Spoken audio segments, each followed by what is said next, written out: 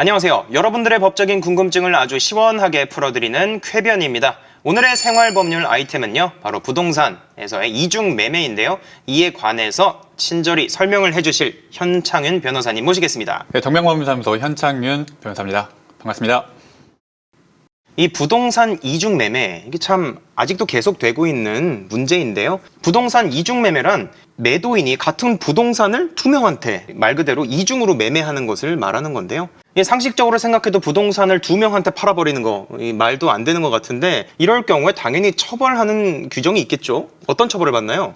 네, 이런 상황이요. 그 부동산 가격이 시가가 호재가 발표되면서 하루에도 1억씩, 2억씩 네. 호가가 막 올라가는 그런 지역에서 자주 발생해요. 네. 매도인 입장에서는 아깝죠. 네. 내가 오늘 팔았으면은 1억 이상의 이득을 보는데 어제 계약을 했기 때문에 낮은 가격으로 팔 수 없는 그런 상황에서 좀 괜히 억울해서 네. 내가 딴 데다 팔아버려야 되겠다 이런 네. 좀 나쁜 마음을 먹는 건데요. 부동산 매도인이 중도금까지 받은 상황에서 다른 매수인에게 이중으로 매매해버린 경우에는요, 이것은 배임죄로 처벌된다는 것이 우리 대법원의 확고한 판례입니다. 과거에는 법조계에서 약간의 논란이 있었습니다만은 대법원에서 최근 판결을 통해서도 다시 한번 배임죄가 된다라는 태도를 확고하게 좀 밝혔습니다. 여러 가지 이름으로 뭘 내야 될 게 굉장히 많지만 중요한 거는 계약금과 중도금, 이 두 네. 가지를 구분하는 게 가장 핵심이겠죠? 계약 시에 보통 계약금을 내고 중도금을 내고 잔금을 냅니다. 거기서 이 판례가 주목하는 것은 중도금입니다. 중도금을 내게 되면은 이행의 착수라는 것이 생기고, 이행의 착수가 있는 이후에는 함부로 해약할 수 없다라고 하는 것이 대법원 판례의 태도인데요. 저희가 상식적으로 알고 있기도 하고 민법 565조가 확인하고 있는 것이, 계약을 했을 경우에 내가 중도금을 내기 전까지는 상대편도 해약할 수 있는 권리가 있다라고 생각을 좀 하고 있어요. 네. 그 해약할 수 있는 권리는 보통 통상적으로 계약금의 두 배를 상환함으로써 이 계약의 구속으로부터 벗어날 수 있는 권리를 주는 거죠. 예. 그래서 당사자 일방은 이행의 착수, 그러니까 중도금을 지급하기 전까지는 그 액수를, 해약금을 포기하고 이제 계약에서 벗어날 수가 있는 거죠. 그래서 이 이행의 착수가 굉장히 중요하고, 이 이행의 착수에 대한 중요한 키워드, 이 중도금을 언제 지급할 것인가에 대해서 굉장히 좀 논란이 있는데, 대법원 판례는 또 이행의 착수, 이 중도금의 지급을 원래 정해진 중도금 기일보다 먼저 지급하는 것도 가능하다고 해요. 그러니까 내가 이 계약을 계속 유지시키고 싶다면은 중도금 기일 전에 미리 납부해버린 것도 방법이죠. 네. 그러면은 만약에 상대편이 이렇게 이중 매매를 해버렸을 경우에는 상대편은 배임죄가 되니까. 그렇군요. 그래서 계약에 완전히 구속시켜 놓는 방법이라고 할 수가 있습니다. 아니, 그렇다면은 중도금을 지급하기 전이라면 계약 해지가 쉬울까요? 중도금을 지급하기 전이라면은 원칙적으로 계약은 가능합니다. 이 네. 해약금 조항에 의해서 네. 계약금 해약은 가능한데, 이것 때문에 좀 웃지 못할 광경들이 많이 발생을 해요. 네.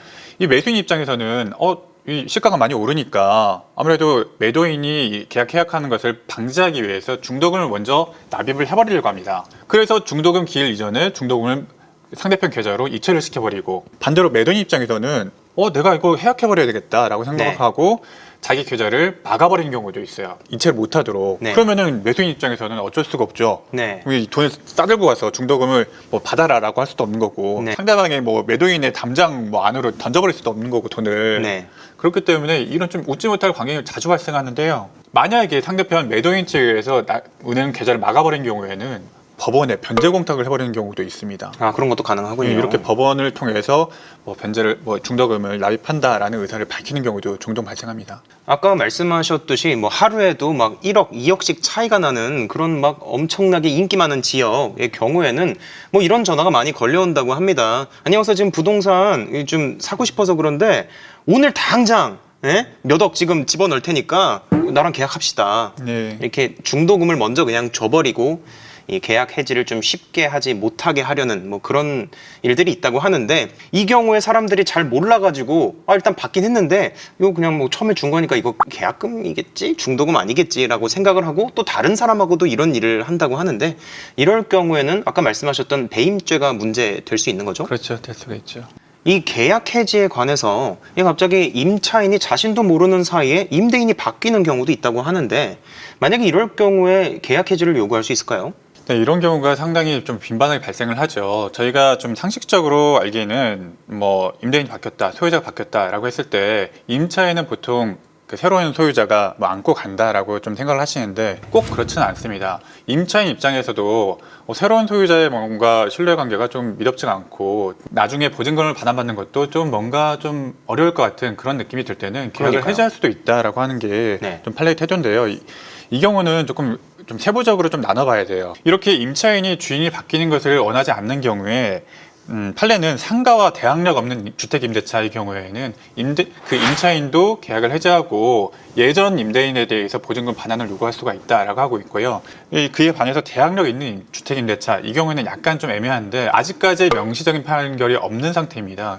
하지만 좀 임차인의 보호를 위해서는 같은 취지에서 좀 인정이 돼야 되지 않을까 하는 뭐 개인적인 의견입니다. 네. 이 임차인 입장에서는 내가 낸 보증금을 돌려받을 수 있는지 없는지가 정말 큰 문제거든요. 그렇습니다. 그렇기 때문에 갑자기 임대인이 바뀔 경우에는 불안할 수밖에 없는데 지금 말씀하신 대로 임차인 입장에서 자신의 좀 안전을 좀 보장받을 수 있는 길이 있어서 다행인 것 같네요.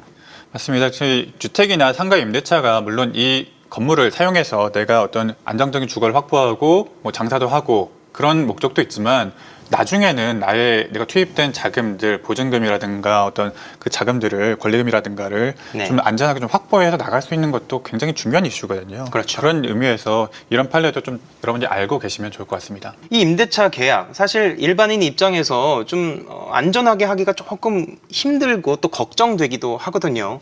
그렇기 때문에 공인중개사를 좀 많이 찾아가시는데 이 공인중개사가 자기가 편리하게 대리계약을 해주겠다면서 접근을 하는 경우를 볼 수가 있는데 이런 공인중개사에게 믿고 맡겨도 될까요? 절대 안 괜찮죠. 최근에 문제가 됐었던 수원이나 안산 전세 사기 문제가 바로 이런 케이스였거든요. 공인중개사가 중간에서 임차인들에게는 전세금을 받아놓고 이 임대인에게는 또 월세 계약을 했다고 하면서 전세금을 중간에서 횡령했던 사건입니다. 그런 네. 사건이 뭐 60건, 70건, 100건씩 발견되고 있어요. 엄청나네요. 그러니까 이 공인중개사나 중개보조원을 마냥 믿을 수가 없습니다. 물론 이런 식으로 거래를 해서 잘 되는 경우도 있죠. 그러나 우리 전세 보증금은 굉장히 큰 돈이고 그렇죠.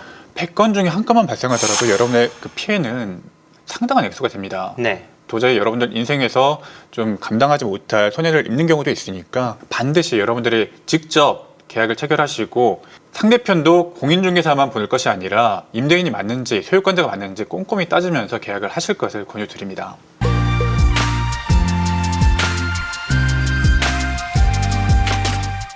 네, 오늘 이중 매매부터 해서 이 부동산 매매에서 여러분들께서 아셔야 될 굉장히 필수적인 내용들을 이 현창훈 변호사님께서 잘 설명해 주셔서 정말 감사드립니다. 네, 감사합니다. 네, 시청자 여러분들 오늘 현창훈 변호사님께서 말씀하신 거 반드시 잊지 마시고요. 꼭 기억하시고 저희 쾌변 구독과 좋아요 한번 부탁드립니다. 감사합니다.